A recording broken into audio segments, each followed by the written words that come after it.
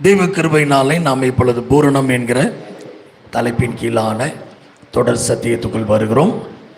பூரணம் என்கிற தலைப்பில் ரட்சிப்பின் பூரணத்தை நாம் பார்த்து கொண்டிருக்கிறோம்.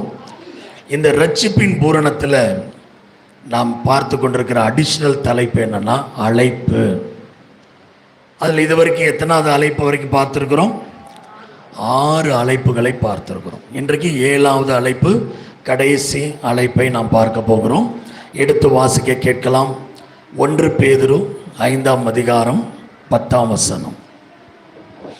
1 பேதுரு 5:10. கிறிஸ்து இயேசுவுக்குள் நம்மை தமது திவ்ய மகிமைக்கு அழைத்தவராய் இருக்கிற திவ்யவா நித்தியவா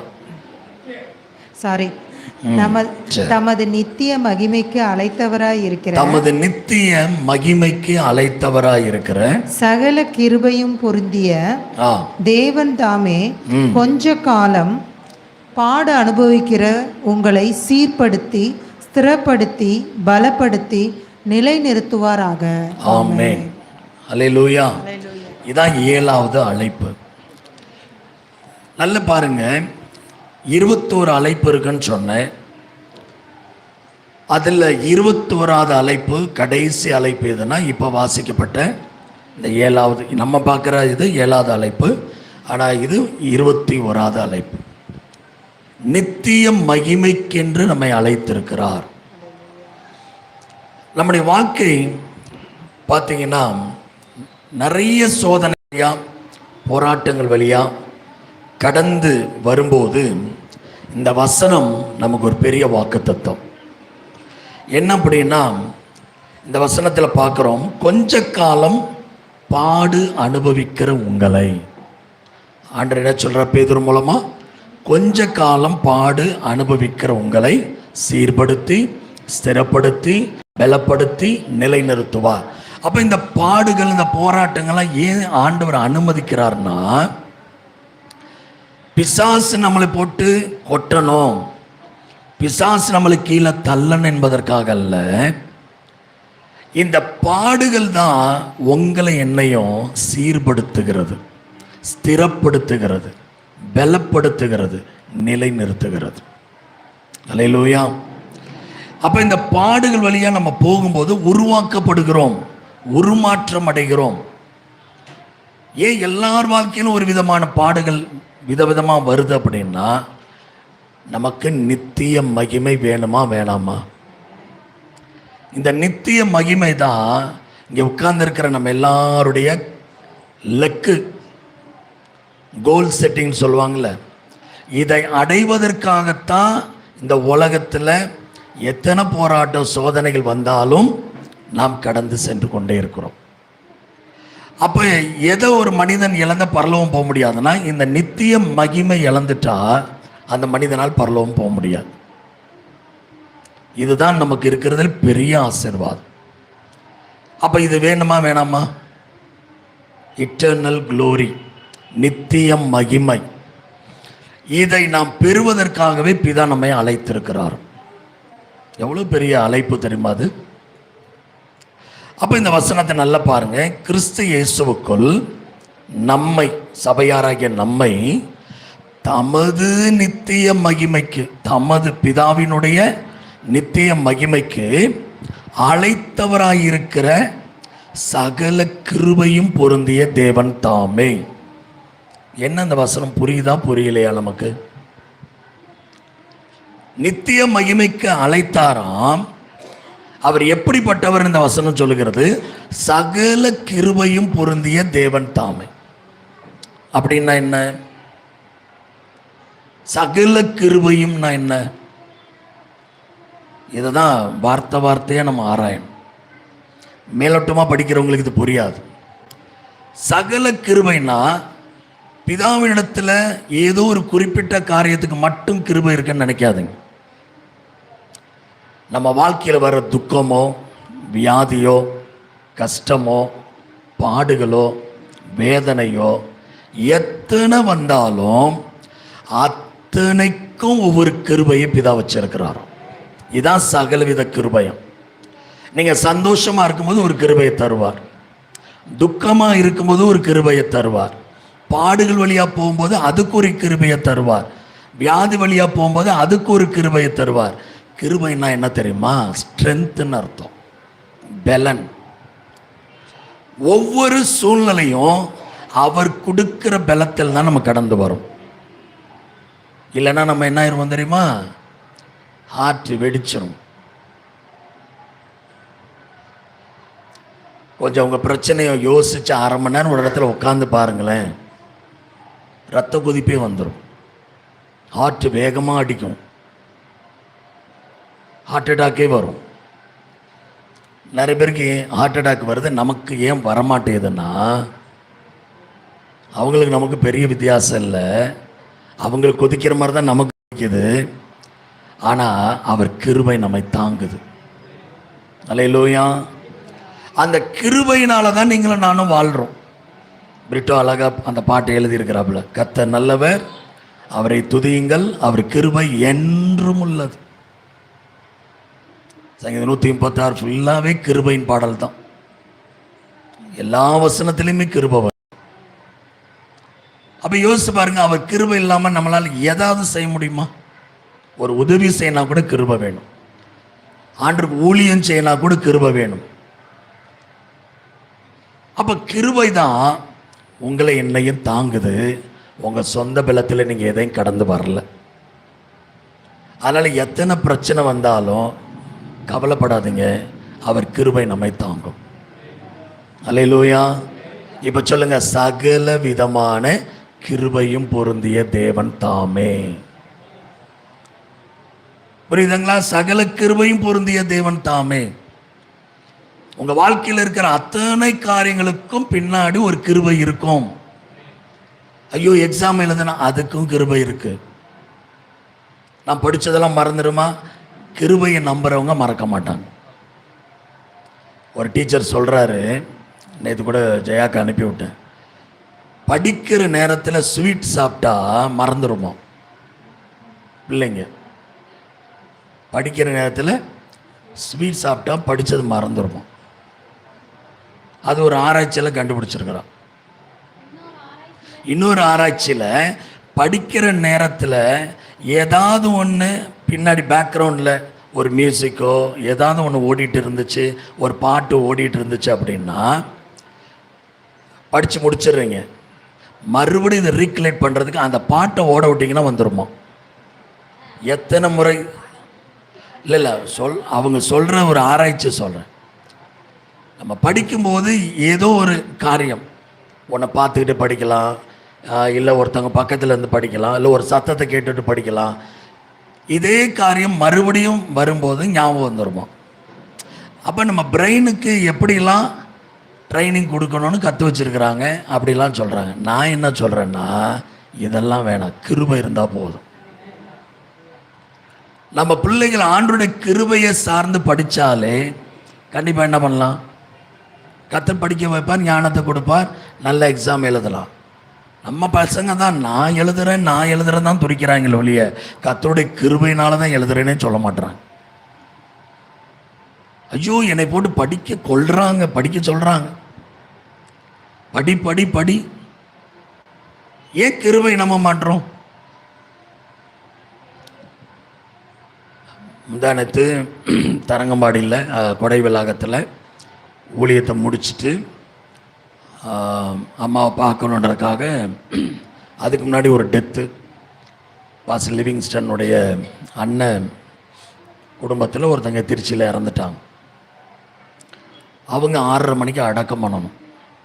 அடக்கத்துக்கு எப்படியாவது வரணும்னு வேகமாக நான் கார் ஓட்டிகிட்டு வரேன். அங்கே ஊழியத்தை முடிச்சு 4:30 மணிக்கு மயிலாடுதுறை கார் எடுத்தேன். எப்படியும் 6:30 மணிக்கு வந்துடலாம். வேகமாக வந்துட்டு கும்பகோணம் தாண்டி பைபாஸில் வரும்போது டயர் வெடிச்சு, நான் வந்த கார் டயர் வெடிச்சு, அது பிஞ்சு காரில் அடின்னு அடிச்சு காரை டேமேஜ் பண்ணி ஒரு மாதிரி பண்ணிருச்சு. நல்ல வேளை பின்னாடி எந்த வண்டியும் வரல. நானும் பாஸ் லிவி தான் இருக்கணும். கர்த்தர் கிருபையாக காத்தார். உடனே ஓரம் கட்டி அந்த டயரை கழட்டிட்டு ஸ்டெப்னியை போட்டுட்டு, இப்போ ஸ்டெப்னி மட்டும்தான் இருக்குது, ஆனால் திருச்சிக்கு வரணும், இங்கே அவ வீட்டுக்கு போகணும், அப்புறம் அம்மாவை வந்து பார்க்கணும். வரதுக்குள்ளே அவங்க எடுத்துட்டாங்க, வேறு வழி இல்லை. அப்புறம் அவங்கள போய் பார்த்து ஜோம் பண்ணி ஆறுதல் பண்ணிவிட்டு அப்புறம் நேராக ஸ்ரீநகர் கரெக்டாக 8 மணிக்கு வந்தனால அவங்களோட சேர்ந்து ஹாஸ்பிட்டல் போனோம். எல்லா சூழ்நிலையும் நடக்குது. ஆனால் இதிலெல்லாம் விலக்கி பாதுகாத்து நடத்துறது தெய்வ கிருபை. இப்போ இந்த கிருபை ஆசீர்வாதம் எத்தனை பேர் புரியுது? இப்போ பிரிட்டோ சொன்னாப்புல, என்னை பலப்படுத்துகிற கிறிஸ்துவினால் அப்படின்னாப்புல, அந்த பலன் என்ன? கிருபை. வீட்டுக்கு போகிறதுக்குள்ளே அப்பாவுக்கு சரியாயிடுச்சு. அப்போ அந்த கிருபையை சாரும்போது எந்த சூழ்நிலையாக இருந்தாலும் கர்த்தர் மாற்றுவாருங்க. கிருபை என்ன? என்னால் முடியாது, உங்களால் தான் முடியும். அப்போ நான் அதிகமாக அன்றைக்கி அம்மாவை அட்மிட் பண்ணிவிட்டு அடுத்த நாள் ஊழியத்துக்கு போகிறோம் மயிலாடுதுறைக்கு. பாஸ் லிவி சொல்கிறாப்புல, யாராவது இப்படி வருவாங்களா அம்மாவை ஐசி வார்டில் அட்மிட் பண்ணிட்டு ஊழியத்துக்கு? இன்னொரு பாஸ்வேர்டு சொல்லிட்டு வர்றார், பாருங்கள் இவர் இப்படி இருக்கிறார். நான் மனசில் சொல்கிறேன், ஆண்டவரே நான் உம்முடைய ஊழியத்தை பார்க்குறேன், நீங்கள் அவங்கள பார்த்துக்கோங்க, அவ்வளோதான் எனக்கு அவருக்கும் கமிட்மெண்ட். அப்போ எனக்கு ஷீபா இருக்கனால நாங்கள் அதை பற்றி கவலைப்படலை. அது ஷீபா கத்தருக்குள்ளே நல்ல சத்தியத்தில் ஸ்ட்ராங்காக இருக்கனால ஒரு நெகட்டிவ் வேர்டு கூட வரமாட்டேது. அங்கிள் எல்லாம் சரியாயிடுச்சு, எல்லாம் மாறிடுச்சு, இம்ப்ரூவ்மெண்ட், நல்லாயிருக்கு நல்லாயிருக்கு, அந்த செக்கப் போனோம், அந்த ஸ்கேன் எடுத்தோம், எல்லாம் நார்மல். ஷீபா ஃபோன் அடித்தாலும் ஏதாவது ஒரு நெகட்டிவ் இல்லை, நோ, எல்லாமே நார்மல், எல்லாமே மாறுது, நல்ல இம்ப்ரூவ்மெண்ட், எல்லாமே கிருபை. அப்போ ஏன் நம்ம சோர்ந்து போகணும்? அல்லப்பா பாடுகளை தான் பார்க்குறோம், வேதனைகளை தான் பார்க்குறோம், இந்த பிரச்சனை அந்த பிரச்சனை சொல்கிறோம், பின்னாடி இருக்கிற கிருபையை பார்க்கலையே. அதை கடந்து வர்றதுக்கு ஒருத்தர் கிருபை தராரு, அதையே நம்ம பார்க்கலையே. அதை பார்க்குறவங்க சோர்ந்தே போக மாட்டாங்க. அல்லேலூயா. எத்தனை பேர் புரியுது? அந்த நித்திய மகிமை அடையணும்னா பாடுகள் அவசியம். ஆனால் அந்த பாடுகள் வழியாக போகும்போது நம்மை தாங்குகிற கிருபையும் அவரே தரார். அப்போ நம்ம ஏன் சோர்ந்து போனோம்? ஏன் நடக்காத மாதிரி தெரியும், ஆனால் கர்த்தருடைய கிருபை அற்புதமான காரியங்களை செய்யும். எல்லார் வாழ்க்கையிலும் சாட்சி வரணுமா வேணாமா? ரமேஷ் சாட்சி சொல்லணுமா வேணாமா? ஏற்கனவே சொன்னாங்க, மறுபடியும் ரிவர்ஸ் ஆகி பிசாசு என்ன பண்ணான், வழியை காமிச்சு உங்கள் ஆண்டவர் ஜெயிச்சாரா தோற்றார் அப்படிலாம் திங்க் பண்ணுற அளவுக்கு கொண்டு வருவான். ஆனாலும் அன்னைக்கு அவர் கிளாஸில் உட்கார்ந்தது தெய்வ கிருபை. அவ்வளோ வழி. நான் கூட வீட்டில் இருங்கன்னு சொன்னேன், இல்லை பாஸ்டர் உடனே கிளம்பி நான் வரேன். எனக்கு அவர் வருவாரா அப்படின்னு பார்த்தா 2 பேரும் முன்னாடி இருக்காங்க, எனக்கு முன்னாடி. எப்படி வருதா முடியுதா? கர்த்தர் பலன் கொடுக்குறாரு பாஸ்டர், வலியெல்லாம் குறையுது. உண்மையாக சில விஷயங்கள் நம்ம மூளைக்கு எட்டாது. நம்ம எப்போதுமே கிருபை ஒன்று இருக்குல்ல, அதை சார்ந்து போயிட்டே இருந்தோம்னா எதை பற்றியும் யோசிக்க வேண்டிய அவசியமே இல்லை. எதுவுமே அப்போ அந்த நித்திய மகிமை நமக்கு வரணும், இட்டர்னல் க்ளோரி நமக்கு கிடைக்கணும்னு சொன்னால் அந்த வசனத்தில் பேதுரு எழுதுகிறார், கொஞ்ச காலம் பாடு அனுபவிக்கிற உங்களை. அல்லேலூயா. எவ்வளவு காலம்? கொஞ்ச காலம், சிறிது காலம் பாடு அனுபவிக்கிற உங்களை. அப்ப நமக்கு மகிமை வரணும்னா, நித்திய மகிமை வரணும்னா நமக்கு என்ன வேணும்? கண்டிப்பா பாடுகள் வேணும். பாடுகள் வழியா போகாம மகிமை கிடைக்காது. சரி, மகிமைன்னா என்ன? What is glory? மகிமைனா என்னன்னு தெரிஞ்சாதானே அதை எப்படி நம்ம பெறுறதுன்னு தெரியணும். எல்லாரும் மகிமை மகிமைன்னு பேசுவாங்க, ஆனால் அது முதல்ல என்ன? அதுக்கு வேதம் சொல்லுகிற அர்த்தம் என்ன? எபிரேய மொழியில், மூல மொழியில் மகிமை என்பதற்கு கபோடு, KABOD, காபோடு. காபோடு அப்படின்னு சொன்னா மகிமை என்பதற்கு எபிரேய மொழியில் வெயிட்னு அர்த்தம், பாரம், கணம் அப்படின்னு அர்த்தம். வெயிட், பாரம்.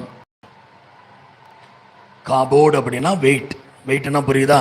எடக்கல் வைப்பான் பார்த்தீங்களா தராசில், அந்த கல்லை குறிக்குது வெயிட். அதுதான் எபிரி மொழியில் கனம் மகிமைன்னு அர்த்தம். கிரேக்க மொழியில் புதிய ஏற்பாட்டில் மகிமைன்னா டோக்ஸா, டிஓஎக்ஸே, டோக்ஸா. புதிய ஏற்பாட்டில் மகிமை.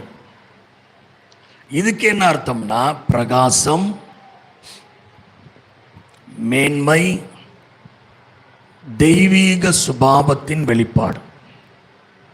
பிரகாசம், மேன்மை, தெய்வீக சுபாவத்தின் வெளிப்பாடு. அப்ப மகிமை அடையணும். மகிமை அடையணும் என்ன அர்த்தம்? அவருடைய பிரகாசத்தை அடையணும், அவருடைய மேன்மைகளை பெறணும், அவருடைய தெய்வீக சுபாவங்களை நாம் உடையவங்களாக மாறணும். ஒரு பக்கம் வெயிட் பார்ட்டியாக மாறணும். உலகத்தில் சொல்லுவாங்களே பயங்கர வெயிட் பார்ட்டி. எத்தனை பேர் ஆவிக்குரிய அர்த்தத்தில் வெயிட் பார்ட்டியாக இருக்கிறோம்? இப்போ தராசில் ஒரு வெயிட் ரொம்ப அதிகமாக இருக்குன்றதை எப்படி காட்டுவாங்க? வெயிட் ரொம்ப அதிகம் அப்படின்றத இந்த பக்கம் கல் வைக்கிறோம். இந்த கல் மேலே ஏறினா இந்த பக்கம் இருக்கிற தட்டில் இருக்கிறது வெயிட் அதிகமா வெயிட் குறைவா? வெயிட் அதிகம். இந்த பக்கம் இருக்கிற அந்த எடைக்கல் கீழே இறங்குனுச்சுன்னா இந்த பக்கம் இருக்கிறது மேலே ஏறினுச்சுன்னா எடை குறைவு. அப்படி தானே?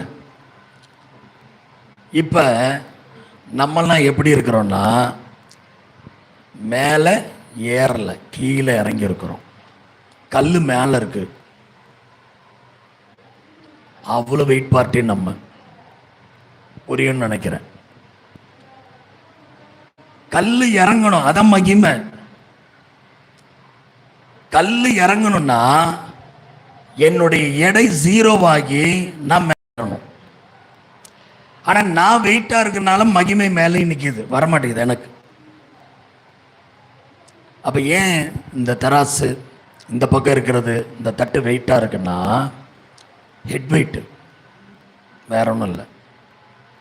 நான் என்னது அப்படின்ற பெருமை, மேட்டிமை, கர்வம், சுயம், அந்த ஹெட் வெயிட் தான் ரொம்ப வெயிட்டா இருக்கு.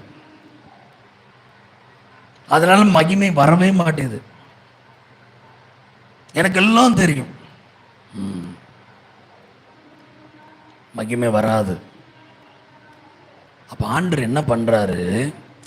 நம்ம வெயிட்டை குறைக்கிறதுக்கு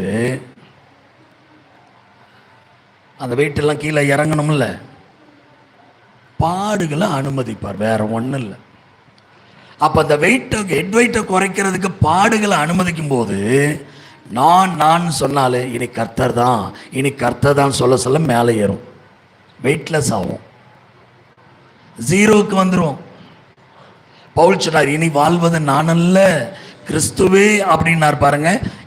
மகிமை அப்படி அடிச்சிருச்சு பவுலுக்கு, அவ்வளோ மகிமை பவுலுக்கு. ஆனால் இன்னைக்கு ஏன் அந்த மகிமை நிறைய கிறிஸ்தவங்களுக்கு கிடைக்கலன்னா இந்த சுயம் விட்டு கொடுக்க மாட்டேங்குது. எல்லாம் சுயம்தான். ஆண்டவர்லாம் எனக்கு முக்கியம் இல்லை, எனக்கு எல்லாம் தெரியும், நான் பார்த்துக்கிறேன். பைபிள் படித்து தான் வாழணும்னு அவசியம் இல்லை, ஜெபம் பண்ணி தான் வாழணும்னு அவசியம் இல்லை. எனக்கு திறமை இருக்குது, எனக்கு பலன் இருக்குது, நான் பார்த்துக்கிறேன். அப்போ அவங்களை எப்படி உடைக்கிறது? அதுக்கு தாங்க பாடுகள். நீங்க ஆல்ரெடி உடைஞ்சு ஜீரோ ஆயிட்டீங்கன்னா பாடுகளே வராது, தெரியுமா? நமக்கு பிரச்சனை இருக்கிறனால தான் தேவன் பாடுகளை அனுமதித்து நம்மளை சீர்படுத்தி, ஸ்திரப்படுத்தி, பலப்படுத்தி, நிலை நிறுத்துகிறார். அதெல்லாம் அடுத்தடுத்த வாரம் பார்ப்போம். சீர்படுத்துறதுனா என்ன, ஸ்திரப்படுத்துறதுனா என்ன, பலப்படுத்துறதுனா என்ன, நிலை நிறுத்துறதுனா என்ன. அப்போ ஆண்டவர் நம்ம மேல் நோக்கம் வச்சுட்டாரு, நம்ம அழைச்சிட்டாரு. அப்போ அழைச்சவர், இப்போ ஸ்கூலில் கிளாஸ் டீச்சரோட பொறுப்பு என்ன?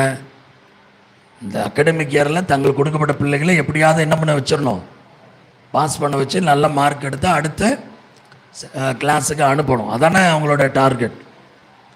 அதுக்கு தானே அடிக்கடி டெஸ்ட்டு வச்சுக்கிட்டே இருக்காங்க. சில டீச்சர்லாம் பாருங்கள் வாரம் சில டெய்லி, இன்னைக்கு எடுத்தால் நாளைக்கு டெஸ்ட், ரொம்ப நல்ல டீச்சர், அப்படி தானே?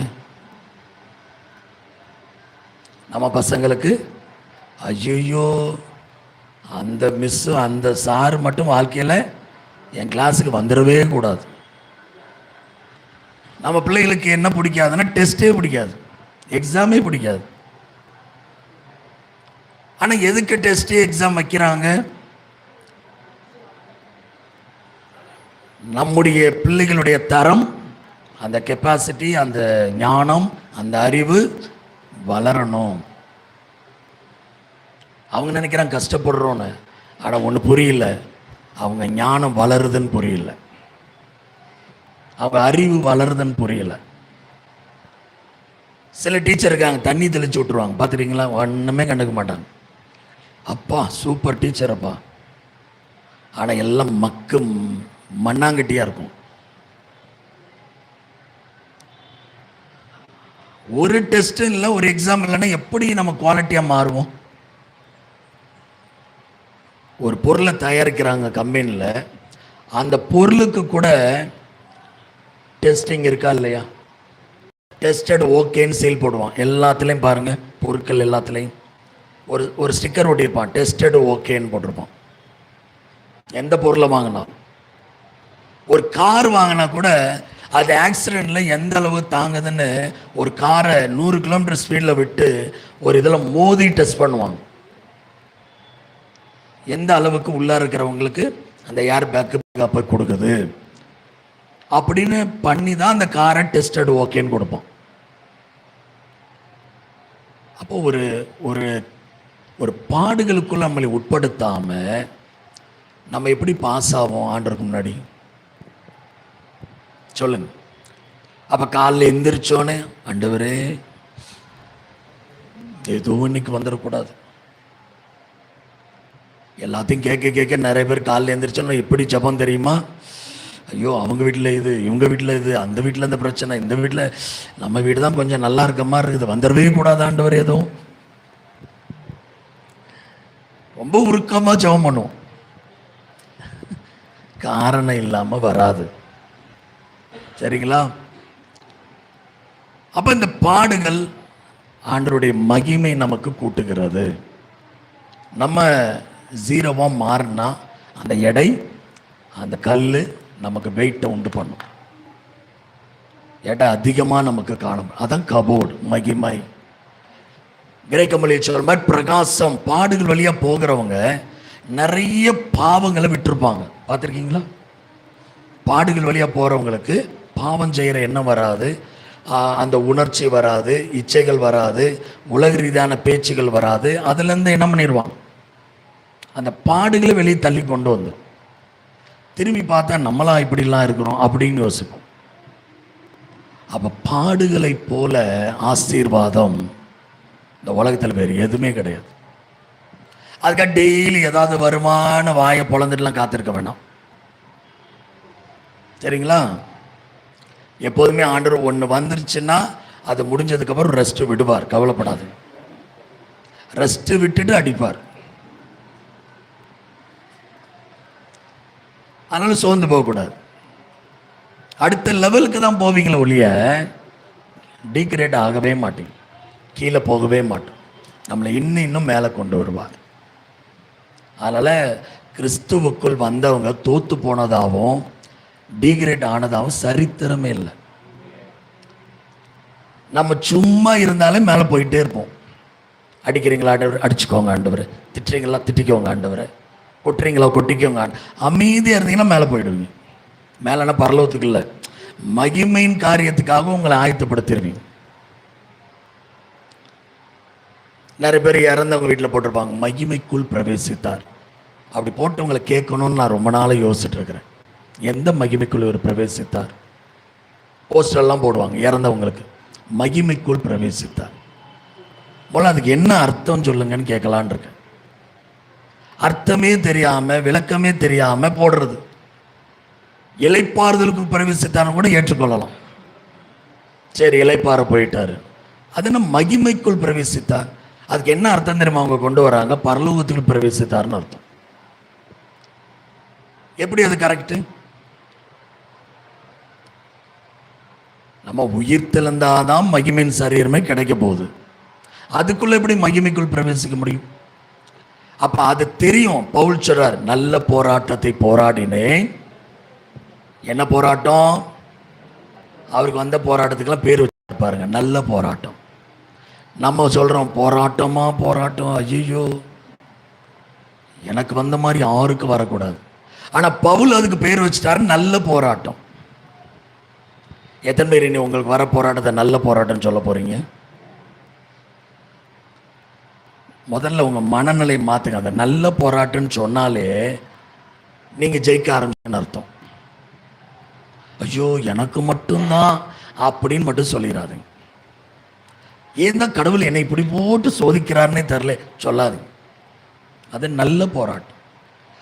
பவுல் அவ்வளோ நல்ல போராட்டத்தை போராடினதுனால தான் நீதியின் கிரீடம், மகிமையின் ஆசீர்வாதம் இருக்குன்னு சொன்னார்.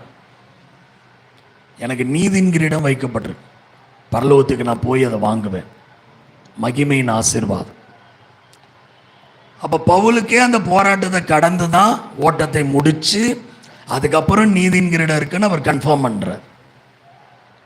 ஒண்ணுமே பண்ணல, மகிமைக்குள் பிரவேசித்தார்.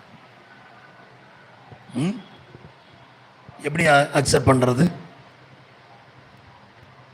நிறைய பாடுகள் வழியா போறாங்கன்னா அவங்களுக்கு என்ன இருக்கு?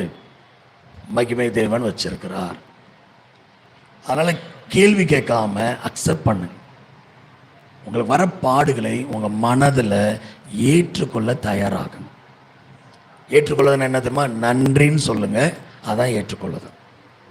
இந்த சூழ்நிலைக்காகவும் நன்றி ஆண்டவரே, இந்த போராட்டத்துக்காகவும் நன்றி ஆண்டவரே, உமக்கு தெரியாமல் எனக்கு வரல ஆண்டவரே, இது வந்தா உங்க கிருபை நீங்க கொடுப்பீங்க ஆண்டவரே, இதுல இருந்து தப்பி போகிற வழியையும் நீங்க உண்டாக்குவீங்க ஆண்டவரே, எனக்கு நல்லா தெரியும் உங்களை பத்தி, உமக்கு ஸ்தோத்திரம். ஐயோ ஐயோ ஐயோன்னு கத்துனா ஏதாவது மாறுமா? இப்ப நான் சொல்ற மாதிரி சொன்னீங்கன்னா உங்களுக்குள்ள தைரியமும் வரும், நம்பிக்கையும் வரும், சூழ்நிலையும் மாறும். உலகத்தான் தான் அடிச்சுக்குவான். கர்த்தருடைய பிள்ளைங்க ஏன் பயப்படணும்? அப்ப மகிமைக்காகத்தான் தேவன் இதை அனுமதிக்கிறார். அல்லேலூயா. அப்ப உங்க மகிமை கூடணுமா குறையணுமா? அது அவங்கவுங்க கையில தான் இருக்கு. வேற யாரும் ஒன்றும் பண்ணவே முடியாது. மகிமை கூடணும்னா அது உங்க சாய்ஸ். நீங்க அதை அக்செப்ட் பண்றதை பொறுத்து இருக்கு. அப்ப இந்த கவோட், டோக்ஸா, இந்த மகிமை எல்லாம் நம்முடைய வாழ்க்கையில் வரணும் அப்படின்னா ரொம்ப அருமையான ஒரு வார்த்தை, எனக்கு ரொம்ப பிடிச்ச வார்த்தை என்ன தெரியுமா? கொஞ்ச காலம் பாடு அனுபவிக்கிற உங்களை. அனுபவிக்கிறீங்களான்னு கேட்கல, அனுபவிக்கிற உங்களை. அப்ப புரியுதா? எழுதிட்டாருன்னு அர்த்தம், தலையெழுத்து. நம்ம பாடுபடணும்னு தலையெழுத்து. சரி சொல்லுவாங்களே, நான் இதெல்லாம் பாடுபடணும் என் தலையில் இந்த கடவுள் எழுதி வச்சுட்டார். உண்மை 100%, 200% உண்மை. அவர் எழுதிட்டார். தலையெழுத்துன்னு ஒரு கிளாஸ் எடுப்பேன் நான். எங்கெல்லாம் தலையெழுத்தை எழுதி இருக்கிறார். நிறைய பேர் தலையெழுத்தை நம்ப மாட்டாங்க. ஆனால் வேதத்தை நல்லா அறிஞ்சவங்க தலையெழுத்தை நம்புவான். ஏன்னா தலையெழுத்துனாலே தலைவன் எழுதின எழுத்துன்னு அர்த்தம். யார் அந்த தலைவன்? எனது தலைவன். சபைக்கு தலை இயேசு, இயேசுவுக்கு தலை பிதா. பிதா தான் எழுதி இருக்கிறார். அந்த எழுதினபடியெல்லாம் நம்ம வாழ்க்கையை நடத்த வந்தவர் இயேசு. அப்ப 2 தலை இருக்கு நமக்கு, பிதாவும் தலை, இயேசுவும் தலை. அப்ப அவங்க எழுதி இருக்கிறாங்கன்னா என்னைக்காவது தீமையா இருக்குமா? எரேமியா 29:11 எல்லாருக்கும் தெரியும். வாசிங்க எரேமியா 29:11. அவர் என்ன எழுதியிருக்கார் பாருங்க.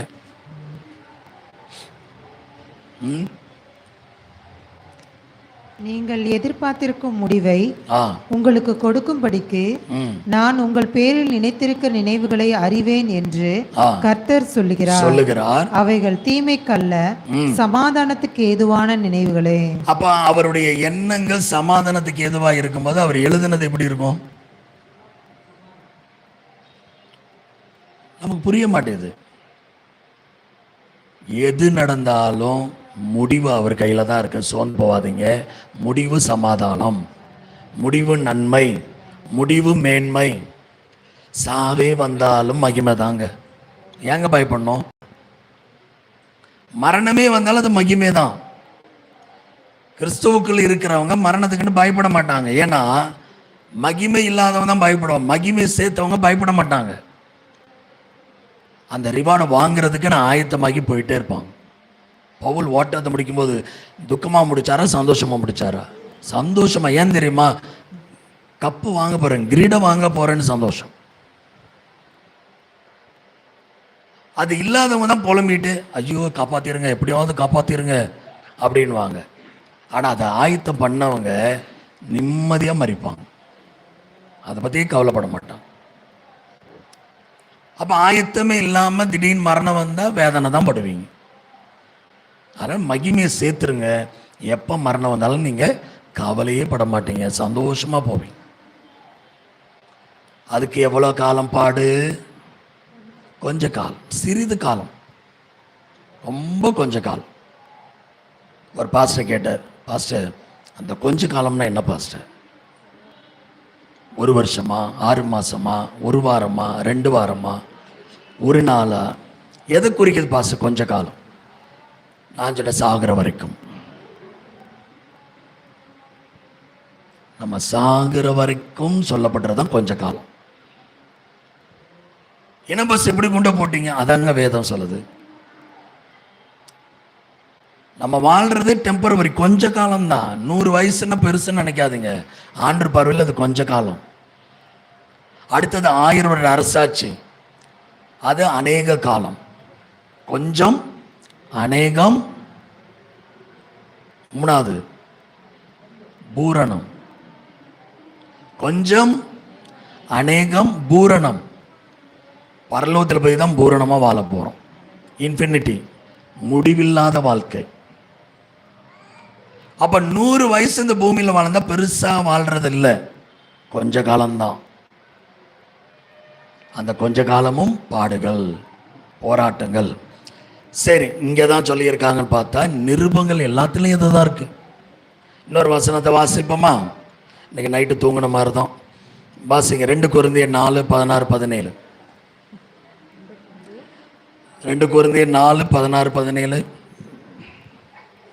ஆனபடியினாலே நாங்கள் சோர்ந்து போகிறதில்லை. ஆனபடியினாலே நாங்கள் சோர்ந்து போகிறதில்லை. எங்கள் புறம்பான மனுஷனானது அழிந்தும் உள்ளான மனுஷனானது நாளுக்கு நாள் புதிதாக்கப்படுகிறது. எதனால அப்படி சொல்றார் பவுல்? 15 வசனம். தேவனுடைய மகிமை விளங்குவதற்கு ஏதுவாக கிருபையானது அநேகருடைய சோத்திரத்தினாலே பெருகும்படி. பேதுரு சொன்னதுக்கும் பவுல் சொன்னதுக்கும் கனெக்ஷன் இருக்கா இல்லையா? அங்கேயும் மகிமை கிருபை வருது, இங்கேயும் மகிமை கிருபை வருது.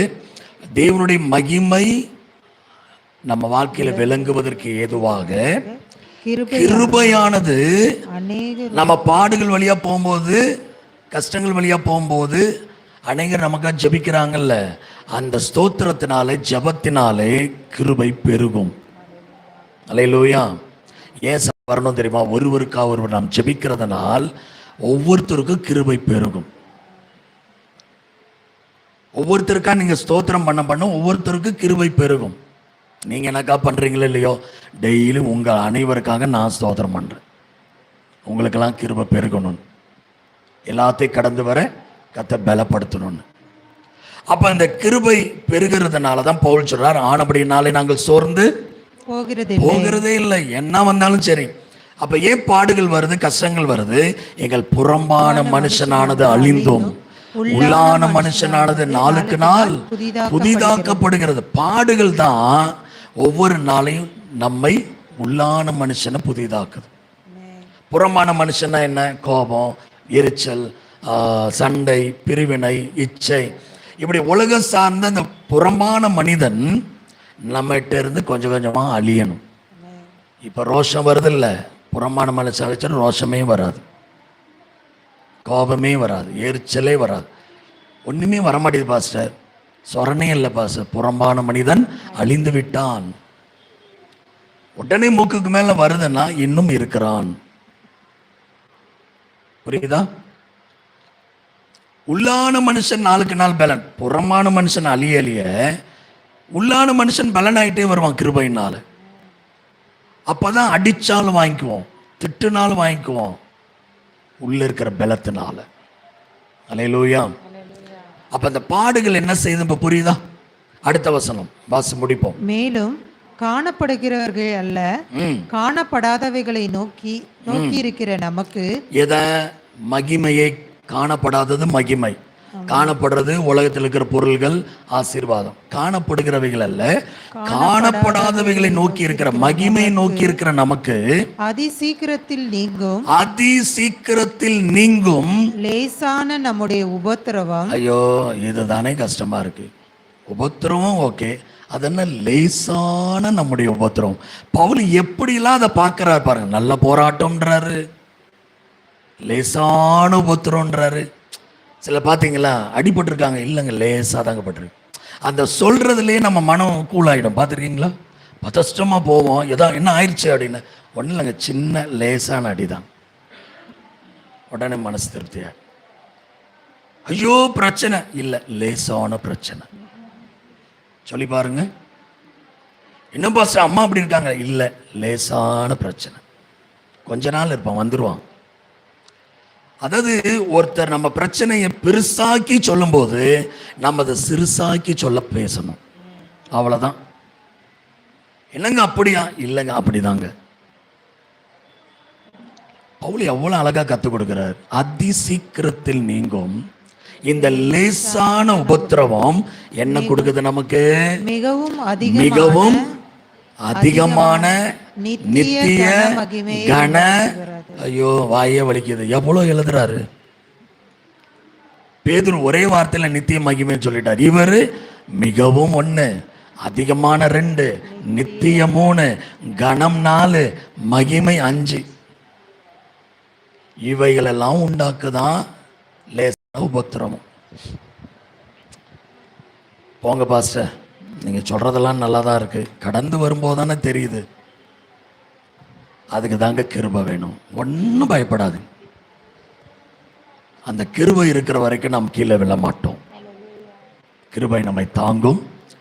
இப்ப எவ்வளவு இக்கட்டில் இருக்கிறோமோ அதே நபர் சாட்சியா நிறுத்துவார் தேவன், நிச்சயமா நிறுத்துவார். சோர்ந்து போகாதீங்க, உங்க சாட்சி நிறைய பேர் உயிர்ப்பிக்கும். அதுக்காக தான் தேவன் அதன் வழியா நம்ம கொண்டு வர. அதனால சோர்ந்து போகிறத இன்னையோடு தூக்கி போட்டுருங்க. கர்த்தருக்குள் எப்பொழுதும் சந்தோஷமா இருங்க. மறுபடியும் சொல்றோம், கர்த்தருக்குள் எப்பொழுதும் சந்தோஷமா இருங்க. நான் பிரச்சனை இல்லாமல் இதை சொல்ல, 1008 பிரச்சனை இருக்குது. ஆனா எனக்கு நல்லா தெரியும், என் கர்த்தர் என்னோடு இருக்கிறார். என்னை பலப்படுத்துகிற கிறிஸ்துவின் எல்லாவற்றையும் செய்ய எனக்கு பலன் உண்டு. அவர் கிருபை எனக்கு போதும். பவுல் சொன்னார்ல, அவர் கிருபை எனக்கு போதும். அது சொல்லிக்கிட்டே வீட்டுக்கு போங்க. இந்த வாரம் முழுதும் சொல்லுங்க, உங்க கிருபை போதும் ஆண்டவர், உங்க கிருபை போதும் சொல்லி பாருங்க. எல்லாத்தையும் கடந்து வந்துடுவீங்க. கர்த்தர் நடத்துவார். கண்களை மூடி நாம் ஜெபிக்கலாம்.